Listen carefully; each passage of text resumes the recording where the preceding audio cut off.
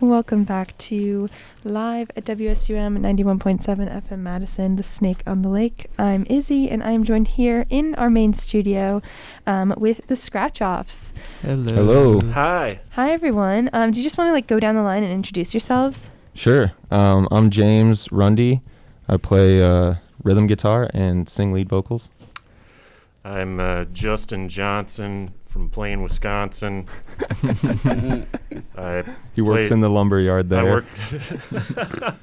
I'm actually on my lunch break right now. I play drums and I sing a little bit too. It's Jacob. I play bass. I'm James. I play the guitar, and I don't even get a lunch break, so Well, thank you. The gig economy. hopefully I don't get fired for skipping work today. Thank you so much for joining us today. You guys sounded awesome. Thank you. Thanks for having us. Yeah, totally. So my first question is, how did you all meet and kind of form your band? Well, we had kind of been playing in bands for a while. I knew Justin here. I'm pointing. That doesn't show up on radio. Justin and James independently kind of one another, and then James and I started writing songs together, the James Squad. And we worked on them for a long time because I was like, this Justin guy is he's not gonna play in our band unless the songs are tip top shape. So we went and rehearsed for months before we dared to call Justin. And when I called him, he was scrubbing his toilet bowl and very annoyed with me, and I was begging him, giving him a impassioned speech about how these were the best songs we had ever come across and that he should join this band or die. And eventually we coerced him into doing it, and then we added Jacob on bass, who you guys can explain how you all know each other. You grew up together. Yeah, we grew up together before I knew other James or Justin, and me and Jacob have played music for a long time together. So Jacob, you recently moved up here, so I was like, we should totally get a band going because Jacob's a whiz. And this is all in 2019. So great timing. Yeah. So before we get into the pandemic and how you did music then, but what is the background for your name for the Scratch-Offs? Is there a story behind that? We struggled to find a band name for a long time, and it kind of dawned on us. The Scratch-Offs, if you're familiar, and hopefully we don't get sued by the Wisconsin Lotto, but they are scratch cards that you can play and potentially win money. You can buy them at any convenience store near you if one is so inclined. That's not recommended.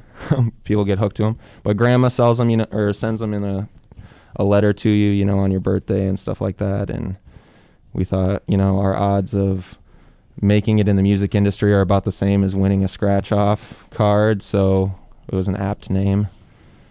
Other than that, we don't really have a great origin story for it. That's fun. That's a cute story. Regardless, I like that. So going back to how you started making music together as a band in 2019, what happened when the pandemic hit in 2020? Well, we had recorded our first record on tape. We were kind of doing it the punk way. We had a 4-track cassette recorder, so all you analog files were kindred spirits.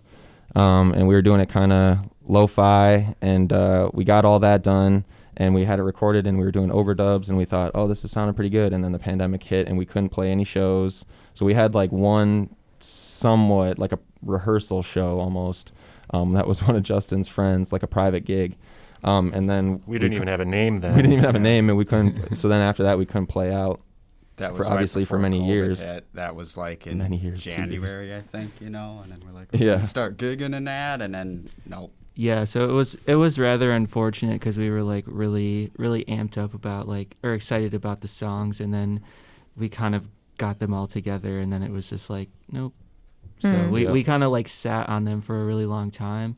So it's been fun to finally get back out and start playing them to people because it's fun playing them, but it's you can only play them to yourself in a room so many times before Exactly. it's oh, okay, yeah. Yeah, and even further on, so when we had got the record done, we kind of finished it up as the pandemic was coming on. And then my friend Clark in Chicago was starting a record label, and he was like, hey, we'll put this out on vinyl. So we had a vinyl record of this 4-track recording and nowhere to play, nowhere to do a release show. You know what I mean? So it's just kind of like, man, we have all like my rock and roll dreams have come true, except for the fact that we have nobody to play to.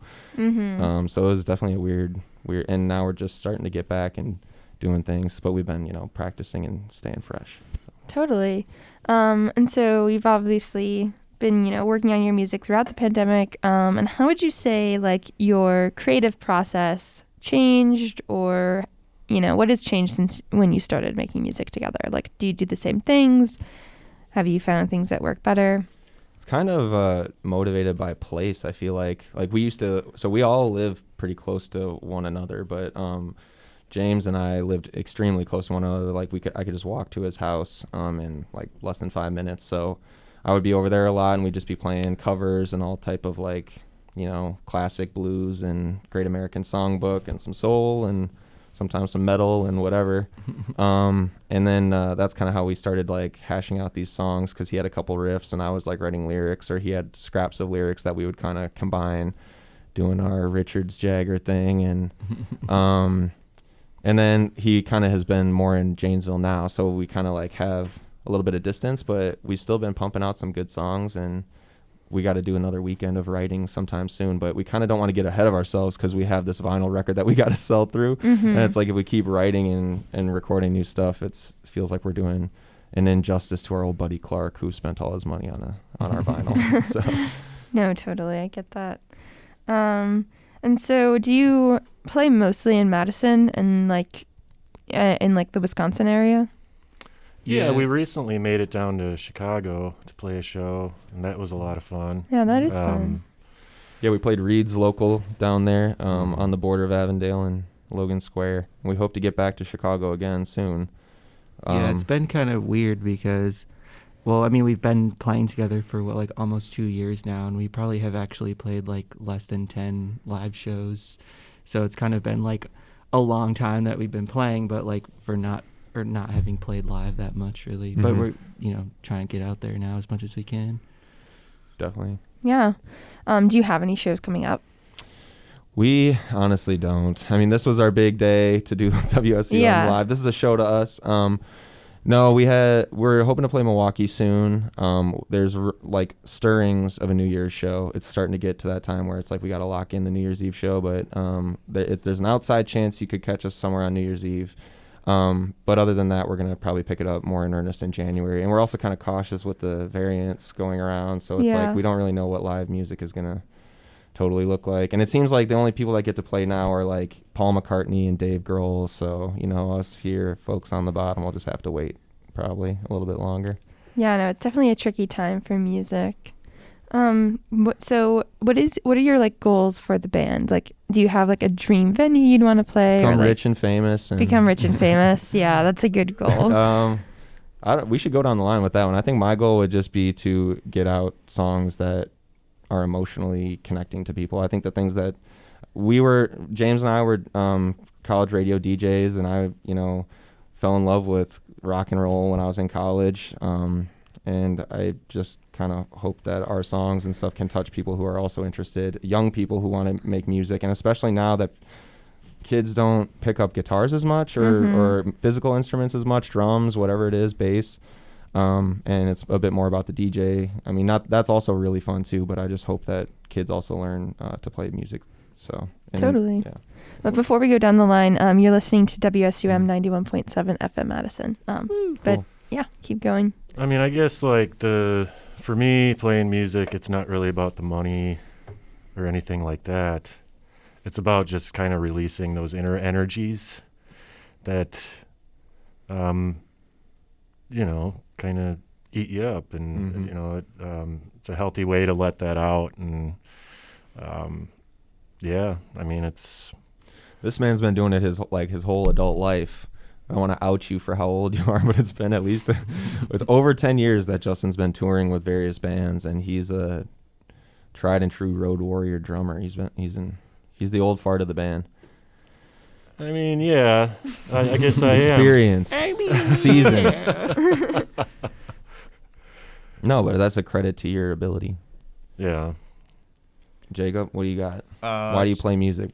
Why do I play music? Yeah. Because I like What playing What are the music. goals for the band? Just to like keep doing what we're doing and keep expanding and like just have new people hear our music and get into it, share it with other people, and just kind of grow it would be cool. And pipeline dream, if I could like one day just like quit my day job and support myself on music, that'd be great. But highly, highly doubtful. I mean, this man builds amps in his free time. He can solder anything, roadie, tech extraordinaire. Yeah, I play J Hall amplification in this band. Custom built. Custom made amps by Jacob Hall, the bass player. So if you're It's looking pretty for cool. a hand-wired custom amp in Madison, there may be a few people I know. But yeah, I don't know. Same thing, kind of like Jacob said. Like, it would just be really cool to be able to like be at a point where we could like go into a studio and really just like dedicate time to making songs like we really want to hear them. Because I mean, we've all done recording and stuff before, but it's obviously like, we have limited time and budget and like do it kind of dirty just because that's what's available. But like, I think it would be really cool to be able to just go into like a studio and be like, all right, we really want to like perfect these songs, make them like put all kinds of different layers on and stuff like that. And like, yeah, just to have people hear the music. Totally.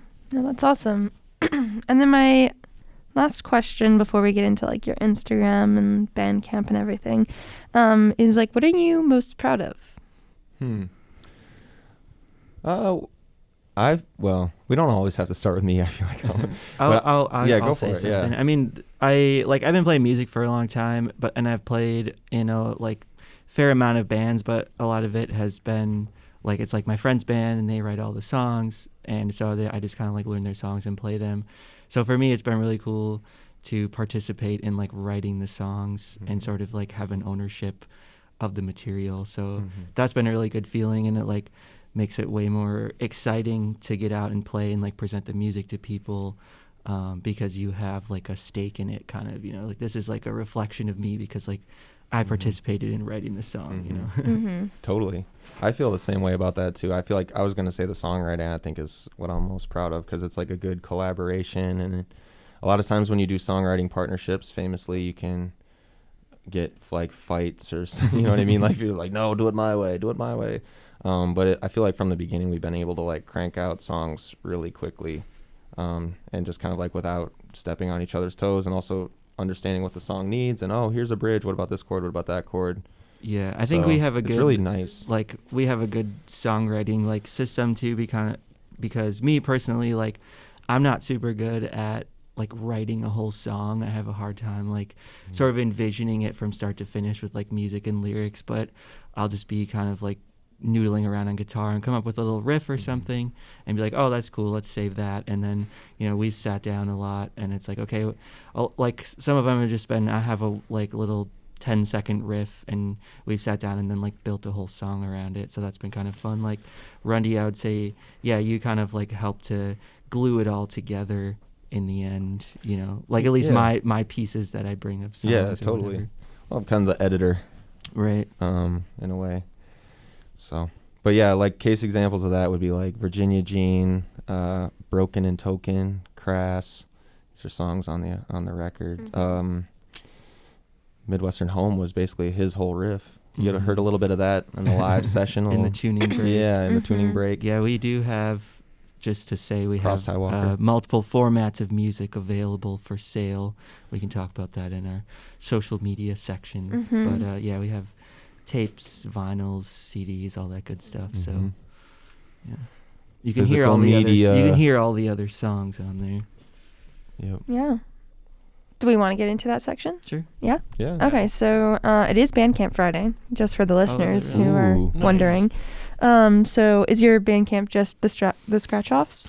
Yeah, I don't even think there's a dash in there. I think it's just No, the it's- You should be able to find it scratchoffs.bandcamp.com. if Yeah. you do the Googling. You Yeah. may get ads for Wisco Lotto again. Yeah. True. There was actually, I think we had talked about this, but Aerosmith did that like briefly. They had scratch off cards like that they were selling at shows or something. I was like, we should do that when we have We're going to money. do like a raffle, scratch card raffle. Once we get a big enough crowd to actually do a raffle.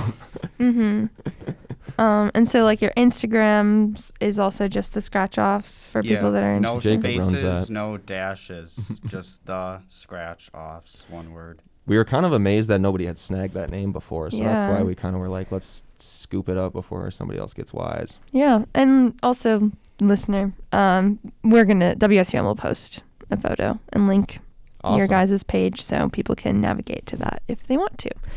Is there anything else you'd like to say before we go?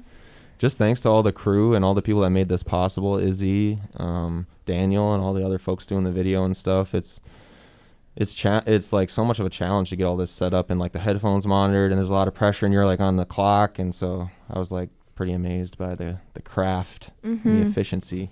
Yeah, well, thank you so much for coming in. Thank you Thanks guys. for having Thanks to all us. the listeners as Yeah, well. thank you for Thank you. listening. We'll be back next week with Live at WSUM, but this is WSUM 91.7 FM Madison, the Snake on the Lake.